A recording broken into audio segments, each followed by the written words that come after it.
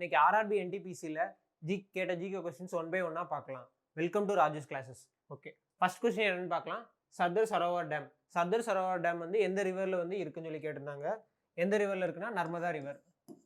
Okay, அப்போ dam வந்து எந்த ரிவரில் பில்ட் ஆகிருக்கு அப்படிங்கிற மாதிரி கொஸ்டின்ஸ் இருக்குது. இதே மாதிரி வேறு என்னென்ன ரிவர், வேறு என்னென்ன டேம் கேட்கலாம். ஹிராக்குட் டேம் கேட்கலாம். ஹிராக்குட் டேம் வந்து எந்த ரிவரில் இருக்கும்? மகாநதி ரிவரில் இருக்கும். ஓகே, இப்போ இதே மாதிரி இம்பார்ட்டன்ட் டேம்ஸ் வந்து எந்த ரிவரில் இருக்குது அப்படின்னு சொல்லி நமக்கு தெரியணும். அடுத்து வந்து MGNREGA அப்படின்னா என்னென்னா Mahatma Gandhi national rural employment guarantee act. இந்த ஆக்ட் வந்து எப்போ லான்ச் ஆயிருக்குன்னா 2005. ஓகே, இந்த MGNREGA அப்படின்னா என்னென்னா 100 days வந்துட்டு என்னென்னா அன்ஸ்கில்டு லேபருக்கு வந்து ஒர்க் கொடுக்குறாப்புல, கவர்மெண்ட்லேருந்து கொடுக்குறாப்புல. ஓகே, அதான் வந்து MGNREGA. ஓகே, நெக்ஸ்ட் பார்க்கலாம். Anti radiation missile. Anti radiation missile வந்து என்ன மிசைலோட நேம் என்னன்னு சொல்லி கேட்டிருப்பாங்க. ருத்ரம். ஓகே, இதை பற்றி வேற என்ன பார்க்கலாம்னா இந்த ருத்ரம் இதை வந்து எங்கே லான்ச் பண்ணியிருப்பாங்க பார்த்தீங்கன்னா வீலர் கோஸ்ட் ஒடிசாவில் வந்து லான்ச் பண்ணியிருப்பாங்க. இதை லான்ச் பண்ணது யாருன்னு பார்த்தீங்கன்னா DRDO. Okay, hepatitis B. Hepatitis பினா என்னன்னு சொல்லி கேட்டிருப்பாங்க. Hepatitis B is a virus. Okay, next slide பார்க்கலாம். சாஞ்சி ஸ்டூப்பா. இதுக்கு முன்னாடி சாஞ்சி ஸ்டூப்பா வேர்ல்டு ஹெரிட்டேஜ் சைட் வந்து எந்த இயரில் ஆச்சுன்னு சொல்லி கொஸ்டின்ல இருந்திருக்கும். 1989. இப்போ வந்து என்ன கொஸ்டின் கேட்டிருக்காங்கன்னா சாஞ்சி ஸ்டூப்பா வந்து பில்ட் பண்ணது யாருன்னு சொல்லி கேட்டிருப்பாங்க. யாருன்னா அசோகா. ஓகே, அசோகாவை பற்றி வேற என்ன பார்க்கலாம்னா அசோகா வந்து பிலோவ்ட் ஆஃப் காட்ஸ்ன்னு சொல்லுவாங்க. அவரோட இன்னொரு நேம் வந்து தேவநாம பிரியதர்ஷி.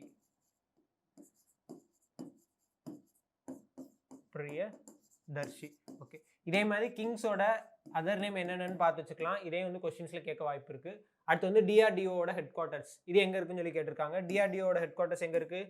நியூ டெல்லி. அப்போ இந்த மாதிரி ஆர்கனைசேஷன்ஸோட ஹெட் குவார்ட்டர்ஸ் வந்து தெரிஞ்சுக்கணும். அடுத்து கேபிட்டல் ஆஃப் இந்தோனேஷியா. கண்ட்ரிஸோட கேபிட்டல்ஸ் எல்லாம் கேட்டிருக்காங்க. ஓகே, ஜகர்த்தாவோட இந்தோனேஷியாவோட கேபிட்டல் வந்து ஜகர்த்தா. ஓகே, அடுத்து pH of blood. pH of blood வந்து எவ்வளோ அப்படின்னு சொல்லி கொஸ்டின்ல கேட்டிருந்தாங்க. ஓகே, pH ஆஃப் பிளட் வந்து 7.4. ஓகே, வேற இந்த pH ஆஃப் பிளட்ல pH அப்படின்னா என்னன்னு பார்த்தீங்கன்னா presence of hydrogen ions.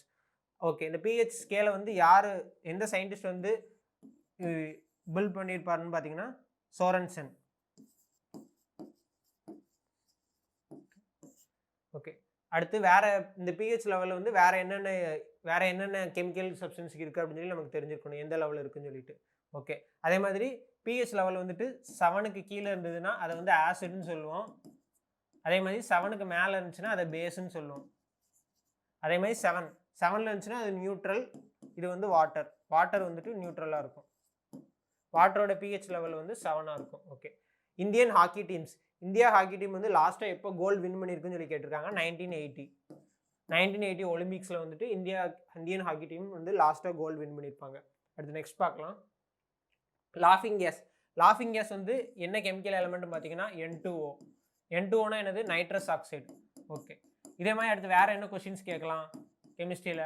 King of chemicals என்னன்னு சொல்லி கேட்கலாம். கிங் ஆஃப் கெமிக்கல்ஸ்னா என்னன்னா சல்ஃபியூரிக் ஆசிட் H2SO4. அது வந்து கிங் ஆஃப் கெமிக்கல்ஸ். அடுத்து காந்தி சாகர் டேம். காந்தி சாகர் டேம் வந்து எந்த ரிவரில் பில்ட் ஆயிருக்குன்னு சொல்லி கேட்டிருக்காங்க. எந்த ரிவர்னு பார்த்தீங்கன்னா சம்பல் ரிவர். ஓகே, அதே மாதிரி இது எந்த ஸ்டேட்டில் இருக்குன்னு பார்த்தீங்கன்னா காந்தி சாகர் டேம் வந்து மத்திய பிரதேசில் இருக்குது. Okay, UNESCO world heritage side வந்து இந்தியாவில் மொத்தம் எத்தனை இருக்குன்னு சொல்லி கேட்டிருக்காங்க. எத்தனை இருக்குன்னு பார்த்தீங்கன்னா 38.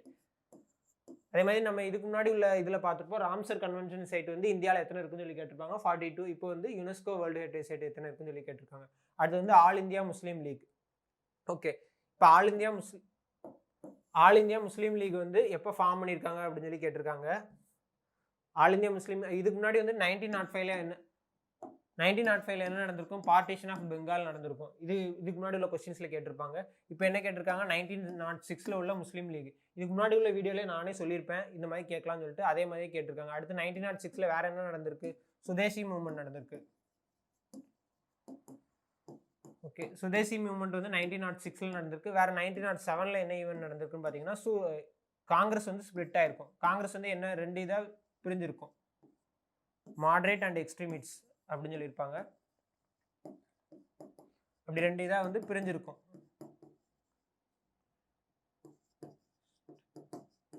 இது எங்க நடந்திருக்குன்னா சூரத்ல நடந்திருக்கும். அதனால சூரத் ஸ்பிளிட் அப்படின்னு கூட சொல்லுவாங்க இத. அடுத்து வேற என்னது 1909ல வந்து மின்டோ மார்லி ரிஃபார்ம்ஸ் நடந்திருக்கும். ஓகே, இதே மாதிரி அந்த கண்டினியூட்டி உங்களுக்கு தெரிஞ்சிருக்கணும். அடுத்து ஆர்பிஐ ஆக்ட். ஆர்பிஐ ஆக்ட் வந்து எப்பன்னு பாத்தீங்கன்னா 1934. ஓகே, ஆர்பிஐ ஆக்ட் வந்து 1934. அதே மாதிரி ஆர்பிஐ வந்து எஃபெக்டிவா எப்போ ஃபங்க்ஷன் ஆக ஆரம்பிச்சிருச்சுன்னா 1 ஏப்ரல் 1935. இந்த டேட்ல இருந்து தான் ஆர்பிஐ வந்து ஃபர்ஸ்ட் எஃபெக்டிவா ஃபங்க்ஷன் ஆகின டேட். ஓகே, நெக்ஸ்ட் பார்க்கலாம். 1998 போக்ரான் டெஸ்ட். அதோட போக்ரான் டெஸ்டோட நேம் என்னன்னு சொல்லி கேட்டிருப்பாங்க, ஆபரேஷன் சக்தி. இதே மாதிரி ஃபர்ஸ்ட் இந்த போக்ரான் டெஸ்ட் இது ஆக்சுவலாக வந்து செகண்ட் போக்ரான் டெஸ்ட் தான். ஃபர்ஸ்ட் போக்ரான் டெஸ்ட் எப்போ நடந்திருக்குன்னா 1974ல நடந்திருக்கும். அதுக்கு தான் வந்து என்னன்னா ஸ்மைலிங் புத்தா அப்படின்னு சொல்லி அதுக்குரிய நேம் வச்சிருப்பாங்க. ஓகே, அடுத்து வந்து விட்டமின் B9. விட்டமின் B9னா விட்டமின் B9ஓட அதர் நேம் கேட்டிருக்காங்க, என்னது ஃபோலிக் ஆசிட். ஓகே, அதே மாதிரி இப்போ வேற என்ன கேட்கலாம், விட்டமின் B2. B2னா என்னது, ரிபோஃப்ளேவின். அடுத்து என்னது விட்டமின் B3. B3னா நயாசின். அடுத்து விட்டமின் B6னா பைரிடாக்சின். விட்டமின் B12னா கோபால்மின்.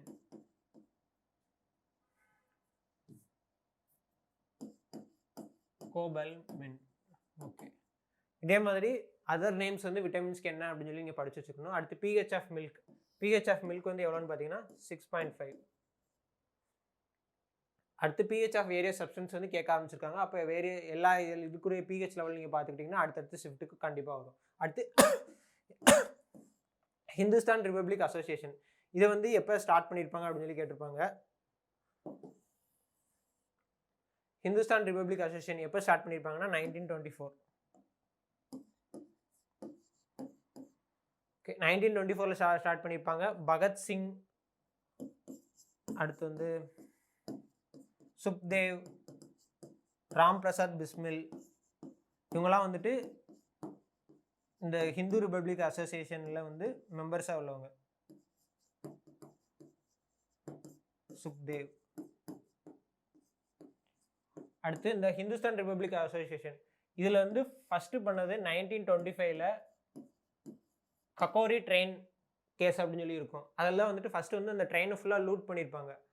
அது வந்து இந்த அசோசியேஷன் தான் ஆரம்பிச்சிருப்பாங்க. இது அந்த அசோசியேஷனோட மெம்பர்ஸாக இருக்கிறவங்க தான் இந்த பகத்சிங், ராம் பிரசாத் பிஸ்மில், சுக்தேவ் இவங்கெல்லாம் இருக்குது. அடுத்து பிஎம் சுரக்ஷா பீமா யோஜனா. ஓகே, அடுத்து அதை பற்றி பார்க்கலாம். யோஜனாஸ்லேருந்து கொஸ்டின்ஸ் வந்து கேட்டே தான் இருக்காங்க. அப்போ யோஜனாஸ்லேருந்து நீங்கள் கண்டிப்பாக அடுத்தடுத்து நீங்கள் படிக்க வேண்டியிருக்கு. ஓகே, யோஜனா, அந்த சுரக்ஷா பீமா யோஜனா பற்றி பார்க்கலாம். சுரக்ஷா பீமா யோஜனா, பிஎம் சுரக்ஷா பீமா யோஜனா, இதில் வந்துட்டு என்ன இருக்குன்னா, இது வந்து ஒரு ஆக்சிடென்ட் இன்சூரன்ஸ் ஸ்கீம். ஓகே, இந்த ஸ்கீமில் வந்து என்ன ஆகும்னா டெத் கவர், அதாவது இப்போ யாராவது டெத் ஆகிட்டாங்க இல்லை பார்ஷியலி வந்துட்டு அவங்களுக்கு வந்து உடம்புக்கு ஏதாவது முடியாமல் போயிடுச்சுன்னா வந்து கவர்மெண்ட் வந்து அவங்களுக்கு வந்து ஃபண்டு கொடுக்குறாப்புல. இது வந்து 18 to 70 இயர்ஸில் யாருனாலும் வந்து இந்த யோஜனா கீழே வந்துட்டு ஒரு இயர்லி வந்துட்டு 12 rupees வந்து கட்டுறாப்புல இருக்கும் இந்த ஸ்கீம் காண்டி. ஓகே, நெக்ஸ்ட் பார்க்கலாம். அட்டல் டனல். அட்டல் டனலோட லென்த் என்னன்னு கேட்டிருக்காங்க. 9.02 கிலோமீட்டர். இதுக்கு முன்னாடி இதோட அதர் நேம் வந்து கேட்டிருந்துருப்பாங்க. Okay, URL. இது எல்லாமே ரிப்பீட் ஆகிற கொஸ்டின் தான். யூஆர்எல்னா என்னது, யூனிஃபார்ம் ரிசோர்ஸ் லொகேட்டர். இது ஏற்கனவே முன்னாடி இருந்தது. இது எதுக்கு போட்டிருக்கேன்னா கொஸ்டின்ஸ் வந்து அப்படியே ரிப்பீட் ஆகிட்டே இருக்குது. அப்படியே தான் கேட்டிருக்காங்க. உங்களுக்கு மாடிஃபை கூட பண்ணாமல் அதே கொஸ்டினே திரும்ப கூட கேட்குறாங்க. ஓகே, கோதாவரி.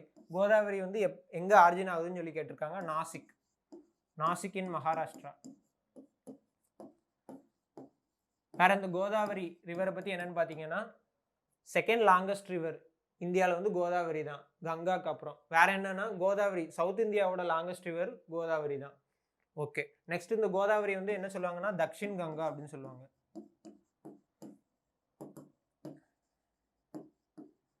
அடுத்து வேர்ல்டு எலிஃபண்ட் டே. வேர்ல்டு எலிஃபண்ட் டே எப்பன்னு பார்த்தீங்கன்னா August 12. டேஸ் அப்போ நீங்கள் கண்டிப்பாக படிக்க வேண்டியிருக்கு. இந்த டிமானிட்டைசேஷன் டேட் இதுவும் பாருங்கள், இதெல்லாம் வந்துட்டு அப்படியே கேட்டது மறுபடியும் ரிப்பீட் ஆகிருக்கு. 8 நவம்பர் 2016. இதெல்லாம் வந்து நீங்கள் ரிவ்யூ பார்த்துருந்தாலே இந்த கொஸ்டின்ஸ்லாம் அட்டன் பண்ணியிருப்பீங்க. ஓகே, நெக்ஸ்ட் ஸ்லைட் பார்க்கலாம். ஆர்பிசி வந்துட்டு மேலே வந்து எவ்வளோ கவுண்ட் இருக்குது அப்படின்னு சொல்லி கேட்டிருக்காங்க. 4.5 to 5.5 மில்லியன்.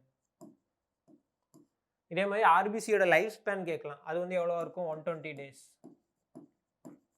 ஓகே, இப்போ ஆர்பிசினா அடுத்து டபிள்யூபிசியில் இருக்கிற என்னென்ன டபிள்யூபிசியில் இருக்குது அப்படின்னு சொல்லி அடுத்து கேட்கலாம். ஓகே, அடுத்து பிளட் சக்கிங் அனிமல்ஸ், அதோட இன்னொரு நேம் என்னன்னு சொல்லி கேட்டிருக்காங்க. சாங்கியோர்ஸ். ஓகே, பிளட் சக்கிங் அனிமல்ஸ் கூட எக்ஸாம்பிள்ஸ்லாம் பார்த்தீங்கன்னா லீச்.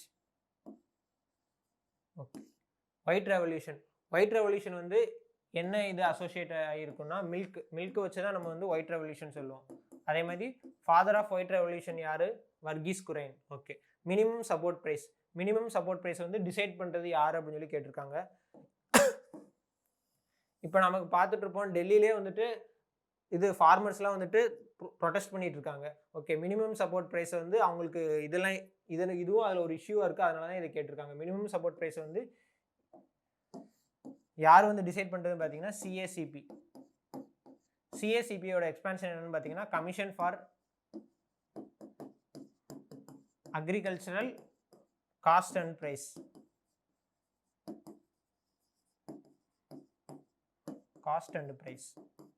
இந்த ஆர்கனைசேஷன் தான் வந்து என்ன பண்ணுதுன்னா மினிமம் சப்போர்ட் ப்ரைஸ் வந்து ஒவ்வொரு இதுக்கும் சுகர் கேனுக்கு எவ்வளோ, ரைஸ்க்கு எவ்வளோ இருக்கணும் அப்படின்னு சொல்லி எல்லாமே ஃபிக்ஸ் பண்ணுறது இந்த ஆர்கனைசேஷன் தான். ஓகே, அடுத்து ஃபஸ்ட்டு பேங்க் ஆஃப் இந்தியா வந்து என்னன்னா பேங்க் ஆஃப் ஹிந்துஸ்தான். இந்த பேங்க் வந்து எப்போ ஆரம்பிச்சிருப்பாங்கன்னா 1770 பிரிட்டிஷ் பீரியட்லேயே ஆரம்பித்த பேங்க் இது. ஓகே, நெக்ஸ்ட் கொஸ்டின் பார்க்கலாம். யூனிசெஃபோட ஹெட் குவார்ட்டர்ஸ் எங்கன்னு கேட்டிருக்காங்க. நியூயார்க். ஸோ வேர்ல்டு லெவலில் உள்ள ஆர்கனைசேஷன் அதோட ஹெட் குவார்ட்டர்ஸ் என்னங்கிற கொஸ்டின்ஸ் வந்து ரிப்பீட் ஆகிட்டே இருக்குது. அடுத்து மலேரியா காசர்பை. மலேரியா வந்து ஃபீமேல் ஆனஃபைல் மஸ்கிட்டோவால் ஸ்ப்ரெட் ஆகும்.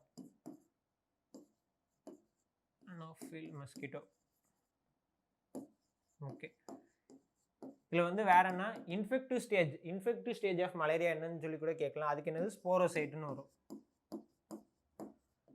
இந்த ஸ்போரோசைட்டு தான் வந்து இன்ஃபெக்டிவ் ஸ்டேஜ். ஓகே, அதுக்கடுத்து இதை காஸ் பண்ணுற இந்த பிளாஸ்மோடியம் என்னன்னு கேட்கலாம். பிளாஸ்மோடியம் மலேரியா, பிளாஸ்மோடியம் ஓவேல் அப்படிங்கிற மாதிரி அடுத்தடுத்து வரும். ஓகே, சயின்டிஃபிக் நேம் வந்து ஃப்ரூட் ஃப்ளையோட சயின்டிஃபிக் நேம் என்னன்னு சொல்லி கேட்டிருக்காங்க. சயின்டிஃபிக் நேம் என்னன்னு பார்த்தீங்கன்னா ட்ரோசோஃபிலா மெலகான்ஸ்டர். இதான் ஃப்ரூட் ஃப்ளையோடது. அடுத்து வேற என்ன கேட்கலாம்? டைகர் கேட்கலாம், அடுத்து லயன் கேட்கலாம், அந்த மாதிரி உள்ளதுக்கு கேட்கலாம். ஓகே, ஐஎஸ்பியோட எக்ஸ்பான்ஷன் என்னன்னு சொல்லி கேட்டிருக்காங்க.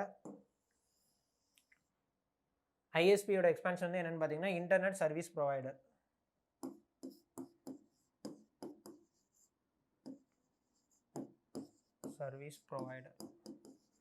இப்போ கம்ப்யூட்டரில் உள்ள அப்ரிவேஷன்ஸ் வந்து கேட்டுக்கிட்டே தான் இருக்காங்க. அப்போ நீங்கள் அதையும் பார்க்கணும். அடுத்து சிஏடினா கம்ப்யூட்டர் எய்டட் டிசைன்.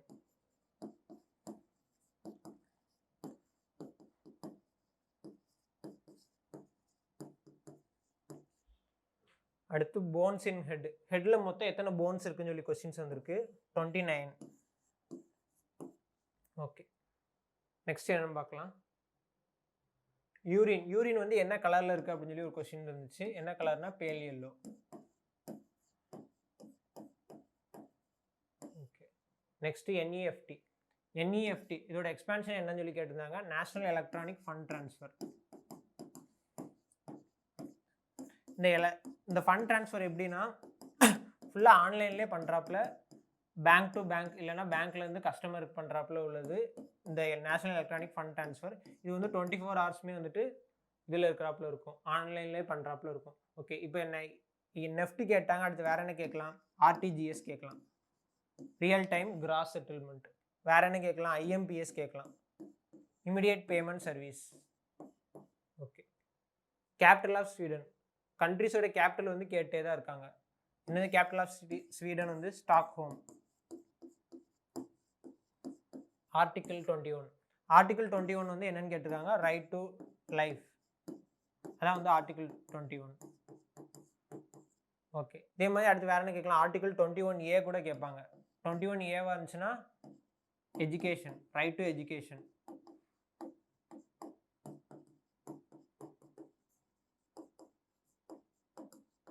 ஓகே. இதே மாதிரி இம்பார்ட்டன்ட் ஆர்டிகல்ஸ் வந்து படிச்சு வச்சிருக்கணும். இப்போ ஆர்டிகல்ஸ் வந்து கேட்க ஆரம்பிச்சாங்கன்னா அடுத்த ஷிஃப்ட்ல எல்லாம் ஆர்டிகல்ஸ் ரிப்பீட் ஆக ஆரம்பிக்கும். ஓகே. இதே மாதிரி இப்போ நீங்கள் இந்த கொஸ்டின்ஸோட கலெக்ஷன்ஸ்லாம் பார்த்துருப்பீங்க. இதே மாதிரி அடுத்தடுத்த ஷிஃப்ட்டில் வந்துட்டு என்னென்ன ஜிகே கொஸ்டின்ஸ் கேட்கலாம் எல்லாமே ஒன் பை ஒன்னாக பார்க்கலாம்.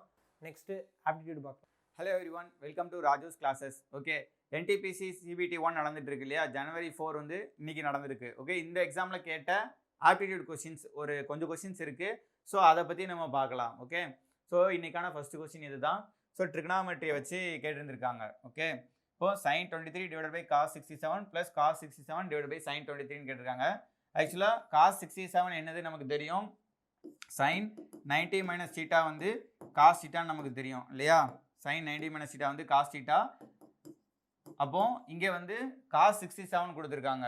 அப்போ cos 67னா அப்போ sin ஆஃப் 90 மைனஸ் 67 தானே. இப்போ sin 23 வந்து cos 67க்கு ஈக்குவலாக இருக்க போகுது அப்படி தானே. அப்போ இது ரெண்டுத்தையும் நான் கேன்சல் பண்ணிடலாம். சேம் இது ரெண்டுத்தையும் கேன்சல் பண்ணிடலாம். அப்போ 1 + 1 எனக்கு ஆன்சர் வந்து 2. அவ்வளோதான். ஜஸ்ட் பேசிக் ட்ரிகனாமெட்ரி ஐடென்டிட்டிஸை பற்றி தெரிஞ்சு வச்சிருந்தா நம்ம இந்த மாதிரி பண்ணிடலாம். இந்த சம்ம பண்ணியிருந்துக்கலாம். ஓகே, நெக்ஸ்ட்டு இப்போ x is equal to y minus z, x³ minus y³ plus z³ என்னன்னு சொல்லி கேட்டிருக்காங்க. ஸோ நம்ம என்ன பண்ணலாம், இவ்வளோதான் டேட்டா அப்படி தானே. ஸோ டேரெக்டாக நம்ம வந்து சப்ஸ்டியூட் பண்ணிடலாம் வேல்யூவை நமக்கு ஏற்ற மாதிரி.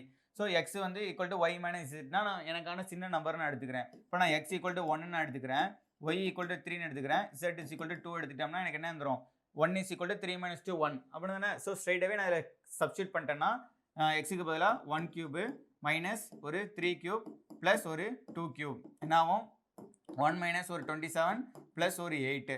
இப்போ 9 மைனஸ் 27 மைனஸ் 18. ஸோ ஆப்ஷன்லையும் எப்படி கொடுத்துருக்காங்கன்னு பாருங்கள். ஸோ எக்ஸ் ஒய் இசட்டை வச்சு கொடுத்துருந்தாங்கன்னா எக்ஸுக்கு பதிலாக 1, ஒய்க்கு பதிலாக 3, இசட்டுக்கு பதிலாக 2 சப்ஸ்டியூட் பண்ணிடலாம். ஓகே, ஆக்சுவலாக ஆன்சர் வந்து இதுக்கு வந்து மைனஸ் 3xy/zன்னு கொடுத்துருக்காங்கன்னு நினைக்கிறேன். ஓகே, ஸோ இதை சப்ஸ்டியூட் பண்ணாலும் எனக்கு வந்து மைனஸ் 18 தான் வந்திருக்கும். எக்ஸுக்கு பதிலாக 1, ஒய்க்கு பதிலாக 3, இசட்டுக்கு பதிலாக 2. ஓகே, நெக்ஸ்ட் கொஸ்டின்குள்ளே போகலாம். ஓகே, இப்போ போட்ஸ் அண்ட் ஸ்ட்ரீம் வச்சு ஒரு கொஸ்டின். ஸ்பீட் ஆஃப் போட் வந்து 16 km/hன்னு சொல்லிட்டாங்க. It goes downstream 48 km and comes back in 6 hours 24 minutes. Speed of current கேட்குறாங்க. ஸ்பீட் ஆஃப் கரண்ட்னா ஸ்பீட் ஆஃப் ரிவர். ஓகேவா? ஸோ போட்டோட ஸ்பீடு வந்து 16 km/hன்னு சொல்லிட்டாங்க. ஓகே, ரிவரோட ஸ்பீடு வந்து நமக்கு தெரியாது, அதுதான் ஸ்பீட் ஆஃப் த கரண்ட்டு. ஆனால் இன்னொரு டேட்டா என்னது, இது வந்து டவுன் ஸ்ட்ரீம் போயிட்டு திரும்பி வர்றதுக்கு மொத்தம் 6 hours 24 minutes ஆயிருக்கு. அப்போது 48 km டவுன் ஸ்ட்ரீம்னா என்ன, போட்டோட ஸ்பீடு ரிவரோட ஸ்பீடு ரெண்டுமே சேர்ந்து தான், போட் ப்ளஸ் ரிவர். 48 km டிஸ்டன்ஸை பி ப்ளஸ் ஆர்னா டவுன் ஸ்ட்ரீம், அதாவது ரிவரோட சேர்ந்து போகிற ரிவரோட ஸ்பீடும் ஆட் ஆகும், போட்டோட ஸ்பீடும் ஆட் ஆகும் டவுன் ஸ்ட்ரீம். ப்ளஸ் அதேமாதிரி கம்பேக் திருப்பி வரும்போது அப் ஸ்ட்ரீம் ஆயிருக்கும் இல்லையா, ரிவரை எதிர்த்து வர்ற மாதிரி இருந்திருக்கும். இப்போ P minus R equal to 6 hours 24 minutesன்னு சொல்கிறாங்க இல்லையா. ஸோ 6 hours ப்ளஸ் ஒரு 24 minutes. 24 minutes நம்ம ஹவரில் மாற்றணும்னா 24/60 போடலாம். ஸோ இது வந்து 2/5. ஸோ இதை நான் சால்வ் பண்ணேன்னா எனக்கு வந்து 32/5 வருமா. ஸோ மொத்தமாக நான் ஹவரில் மாற்றிட்டோம்னா 32/5 வந்துடும். ஓகே, இப்போ எனக்கு வந்து இதில் என்ன தெரியும், போட்டோட ஸ்பீடு வந்து 16 தெரியும், எனக்கு 6 தான் தேவை. ஸோ பிக்கு பதிலாக நான் 16 சப்ஸ்டியூட் பண்ணேன்னா எனக்கு என்ன கிடைக்கும், 48 டிவைடட் பை ஒரு 16 plus R plus 48 divided by 16 minus R இல்லையா, அதுதான் வந்து 32/5. ஸோ கிராஸ் மல்டிப்ளை பண்ணலாம் இல்லையா. 42 நான் வந்து காமனாக வெளியில் எடுத்துட்டேன் அப்படின்னா 42 நான் காமனாக வெளியில் எடுத்துட்டோம்னா கிராஸ் மல்டிப்ளை பண்ணேன்னா 16 minus R plus 16 plus R divided by ஒரு 16 ஸ்கொயர் மைனஸ் ஆர் ஸ்கொயர், அதாவது a plus B into a minus B, a square minus B square தான் இல்லையா, ஈக்குவல் டு 32/5. ஸோ ஆர் எனக்கு கேன்சலு. 16 + 16 வந்து 32 இல்லையா. ஸோ இந்த 32 வந்து எனக்கு கேன்சல் ஆயிரும். இப்போ கிராஸ் மல்டிப்ளை பண்ணேன்னா 5 × 48 வந்து ஒரு 240 is equal to 16 square minus R square. So 256 minus R square. இந்த ஆர் ஸ்கொயர் இங்கே கொண்டு போயிட்டு 240 அங்கே கொண்டு போயிட்டேன்னா R square is equal to 16 வந்துடும், ஆர் இஸ் ஈக்குவல் டு 4ன்னு கிடச்சிரும். அப்போ ரிவரோட ஸ்பீடு வந்து 4 km/h கண்டுபிடிச்சாச்சு. ஓகே, ரொம்ப தெரிஞ்சிருக்க வேண்டிய விஷயம் என்னது அப்படின்னா, டவுன் ஸ்ட்ரீம்னா பி பிளஸ் ஆர், அப் ஸ்ட்ரீம்னா பி மைனஸ் ஆர். பிங்கிறது போட்டோட ஸ்பீடு, ஆருங்கிறது ரிவரோட ஸ்பீடு. ஸோ நெக்ஸ்ட் கொஸ்டின் பார்க்கலாம். ஸோ எக்ஸ் பிளஸ் ஒய் வந்து 4 கொடுத்துருக்காங்க, X cube plus Y cube வந்து 16 கொடுத்துருக்காங்க, X power 4 plus Y power 4 கேட்குறாங்க இல்லையா. ஸோ சைடவே நம்ம சப்ஸ்டியூஷனே ட்ரை பண்ணி பார்க்கலாம். எக்ஸ் பிளஸ் ஒய் வந்து 4, X cube plus Y cube வந்து 16 சொல்லிட்டாங்க. இப்போ எக்ஸுக்கு equal to Y equal to 2 எடுத்து சப்ஸ்டியூட் பண்ணி பார்ப்போமா. சப்ஸ்டியூட் பண்ணால் 2 கியூப் ப்ளஸ் 2 கியூப் வந்து எனக்கு என்ன வரும், 8 + 8 16. ஸோ ஸ்ட்ரைட்டாகவே நம்ம போடலாம். 2 பவர் 4 ப்ளஸ் 2 பவர் 4 ஒரு 16 ப்ளஸ் ஒரு 16 32. ஓகே, நெக்ஸ்ட் கொஸ்டின் பார்க்கலாம். A can do 20% of work in 2 days. With B he can complete it in 8 days. இப்போ 20% ஒர்க்கை 2 நாளில் முடிப்பானா, 100% ஒர்க்கை 10 நாளில் முடிச்சிருவான். Okay, with B he can complete it in 8 days. இப்போ ஏயும் பியும் சேர்ந்தாங்கன்னா 8 நாளில் முடிச்சிருவாங்கன்னு சொல்கிறாங்க இல்லையா. A + B வந்து 8 டேஸில் முடிச்சிருவாங்க. அப்போ 10க்கும் 8க்கும் நான் எல்சிஎம் எடுத்தேன்னா 40 எடுத்துக்கலாம். ஏயோட எஃபிஷியன்சி என்ன வரும், 40/10 4 வரும். பியோட A + பியோட எஃபிஷியன்சி என்ன வரும், 40/8 5 வரும். இப்போ ஏ வந்து 4னு தெரியும், அப்போ பியோட எஃபிஷியன்சி வந்து எனக்கு 1. ஸோ 40/1 40 டேஸில் வந்து பி தனியாக அந்த ஒர்க்கை முடிச்சிருப்பான். Okay, next tan x + cot x வந்து 5, tan square x + cot square x தான் என்னன்னு சொல்லி கேட்குறாங்க இல்லையா. இது நம்ம எப்படி எழுதிக்கலாம், tan x + 1/tan x = 5. So இது வந்து நம்ம எப்படி எழுதிக்கலாம்னா, இப்போ x + 1/x = 5னா கொஸ்டினில் வந்து x² + 1/x² என்னன்னு சொல்லிட்டு கேட்குறாங்க இல்லையா. x² + 1/x² என்னவா இருக்கும், 5² - 2 = 23 தான் இதுக்கான ஆன்சராக இருந்திருக்க முடியும். Okay, next A + B + C வந்து 16 நாளில் பண்ணுறாங்க ஒரு ஒர்க்கை, A + B வந்து 48 நாளில் பண்ணுறாங்க. ஸோ எல்சிஎம் எடுத்தோம்னா 48 தான் வந்து எல்சிஎம்மாக வரும். எஃபிஷியன்சி என்ன வரும், A + B + Cக்கு வந்து 3ஆக இருந்திருக்கும், A + B + Cக்கு வந்து 1ஆக இருந்திருக்கும். இது வந்து A + B + Cயோட எஃபிஷியன்சி, இது வந்து A + Bயோட எஃபிஷியன்சி. அப்போ சியோட எஃபிஷியன்சி எவ்வளவா இருந்திருக்கும், 2ஆக இருந்திருக்குமா. அப்போ 48/2 பண்ணோம்னா 24 நாளில் அவன் இந்த ஒர்க்கை முடிச்சிருந்திருப்பான். ஓகே, நெக்ஸ்ட்டு ஜாமெட்ரியை பேஸ் பண்ணி இப்போ ஏபிசி இஸ் சிமிலர் டு டிஇஎஃப்னு ஒரு இது கொடுத்துட்டாங்க. சிமிலர் ட்ரையாங்கிள்ஸ் ரெண்டுமே ஒன்றுக்கு ஒன்று சிமிலர். அப்போ ஏரியா வந்து இதுக்கு 64ன்னு சொல்லிட்டாங்க, இதுக்கு ஏரியா வந்து 121ன்னு சொல்லிட்டாங்க. இதுக்கு ஹைட் வந்து 16, இதோட ஹைட் என்னன்னு சொல்லிட்டு கேட்குறாங்க. அப்போ என்ன பண்ணலாம் அப்படின்னா, எப்போதுமே வந்து 2 ட்ரையாங்கிள் சிமிலர்னு சொல்லிட்டாங்க இல்லையா. அப்போ ஏரியா ஹைட் 1 இதோட இதை வந்து H1ன்னு வச்சுக்கிறேன், இது வந்து H2ன்னு வச்சுக்கிறேன். ஓகேவா. இப்போ H1/H2 எப்போதும் எப்படி இருக்கும் அப்படின்னா √A1/A2 சிமிலர் ட்ரையாங்கிள்னு சொல்லிட்டாங்க இல்லையா. ஸோ ஹைட் ரேஷியோ வந்து √ஏரியா ரேஷியோவாக இருக்கும். ஒருவேளை ஏரியா ரேஷியோ கேட்டிருக்காங்க, ஹைட்டு கொடுத்துருக்காங்கன்னா அதை ஸ்கொயர் பண்ணியிருக்கணும் சரியா. ஸோ இந்த ரேஷியோ படி நம்ம போட்டோம்னா ஹைட் வந்து 16 கொடுத்துட்டாங்க, 1 = ஏரியா 1 ஏரியானது 64, அப்போ அது 8, அது வந்து 11. ஸோ கேன்சல் பண்ணோம்னா 2, H2 = 22 சென்டிமீட்டர் தான் ஹைட் ஆஃப் த அடுத்த ட்ரையாங்கிளோட ஹைட்டு. இப்போ வந்து H1/H2 இருக்குல்ல, வேறு என்ன வேணாலும் வச்சுக்கலாம். வேறு என்ன வரும், சைடு ஏதாவது ஒரு சைடு கொடுத்துருந்தாங்கன்னா சைடு ரேஷியோ கொடுத்தாங்கன்னா அதோட ரேஷியோவும் இருக்கும், அல்லது மீடியன் கொடுத்துருந்தாங்கன்னா மீடியன் ரேஷியோனா கூட இருக்கும். ஓகேவா, இது எல்லாமே சேம் தான். பெரிமீட்டர் ரேஷியோ கூட ஒன்று தான். Okay, next area of the circle வந்து 154, சர்க்கம்ஃபரன்ஸ் ஆஃப் த சர்க்கிள் எவ்வளவு 44. ஸ்ட்ரைட்டாகவே அப்படியே போட்டுடலாம். ஏரியா ஆஃப் த சர்க்கிள்னா என்னது, π × r². r² வந்து 154.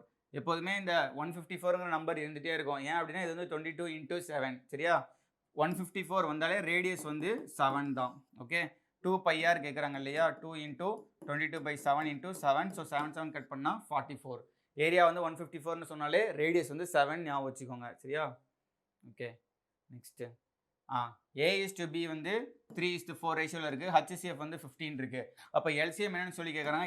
எல்சிஎம் ஒன்றும் இல்லை, ஸ்ட்ரெயிட்டாகவே 15 × 3 × 4 தான் வந்து எல்சிஎம்மாக இருக்க முடியும். ஓகேவா.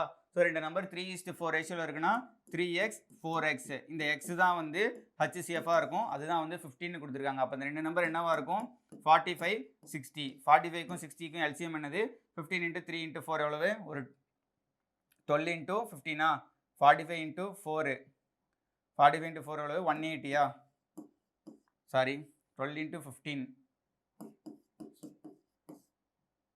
ஒரு 120, ஒரு 60, 180 தான் சரி. அப்போ 45க்கும் 60க்கும் எல்சிஎம் வந்து 160. ஸோ கன்ஃபியூஷன் பண்ணிக்க தேவையில்ல. ரேஷியோ ஆஃப் 3:4 இருக்குது. 3:4 ரேஷியோவில் இருக்குன்னா HCF 15 கொடுத்துருக்காங்கன்னா 3 நம்பரையும் மல்டிப்ளை பண்ணால் நமக்கு எல்சிஎம் கிடச்சிரும். அவ்வளோதான். Next okay, speed of A வந்து 75 km/h, ஸ்பீட் ஆஃப் பி வந்து 50 km/h. ஆவரேஜ் ஸ்பீடு கேட்குறாங்க. ஸோ ஆவரேஜ் இந்த இடத்துல டிஸ்டன்ஸை பற்றி மென்ஷன் பண்ணாதனால ஆவரேஜ் ஸ்பீடோட ஃபார்முலா என்னது? 2xy divided by x + y. Distance mention பண்ணியிருந்தா இந்த மாதிரி நம்ம பண்ணியிருக்க முடியாது. Total distance by total time டேக்கனில் போயிருக்கணும். டிஸ்டன்ஸ் மென்ஷன் பண்ணாதனால இந்த ஃபார்முலா நம்ம யூஸ் பண்ணலாம். 2 × எக்ஸோட வேல்யூ வந்து 75, ஒய்யோட வேல்யூ வந்து 50 டிவைடட் பை ரெண்டுத்தையும் சம் பண்ணால் 125. ஸோ இது ஒரு 3 டைம்ஸ் போகுமா, இது ஒரு 5 டைம்ஸ் போகும். கட் பண்ணலாம். 10 60. ஆவரேஜ் ஸ்பீடு வந்து 60 km/h. ஓகே, இவ்வளோ தான். இந்த செட் ஆஃப் கொஸ்டின்ஸ் தான் நமக்கு கிடச்சிருந்தது. ஓகே, நெக்ஸ்ட்டு டுமாரோ அனாலிசிஸ், அதுக்கப்புறம் அதுக்கடுத்த நாளில் நம்ம கன்சாலிடேட்டடாக மொத்தமாக எந்தெந்த டாப்பிக்லேருந்து கேட்குறாங்கன்னு பார்க்கலாம். அடுத்த ஃபேஸ் போகிறவங்களுக்கு கண்டிப்பாக அது யூஸ்ஃபுல்லாக இருக்கும். தேங்க்யூ.